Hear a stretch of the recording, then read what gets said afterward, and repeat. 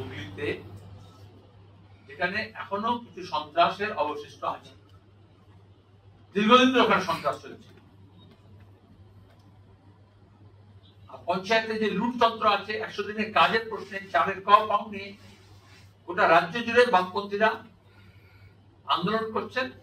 এবং এই সময়, এই আগস্ট মাসে এই কদিন তারা প্রত্যেকটা পঞ্চায়েতে বিক্ষোভ দেখাচ্ছেন, অবস্থান করছেন এবং চালের কম দাখিল করছেন। এটা আইন আছে, সেই আইন প্রয়োগ করছে না কেন্দ্র এবং রাজ্য সরকার। সেই আইনে যারা গ্রামীণ বেকার তাদেরকে যে ব্যবস্থা করে দেওয়া হয়েছে, যে আইন আমরা করেছিলাম ইউপি 1-এর সময়, সেই আইনকে প্রয়োগের নাম করে মানুষের অধিকার প্রতিষ্ঠার জন্য যখন হচ্ছে, তখন তাদের উপর হামলা হচ্ছে।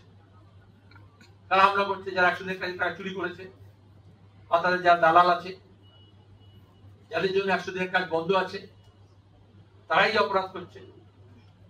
কিন্তু এতে মানুষ দমে যাবেন না। এর আগেও পিংলায় হয়েছে, আমরা দেখেছি মিদনাপুরে, অন্যত্র আমরা করার চেষ্টা করা হয়েছে।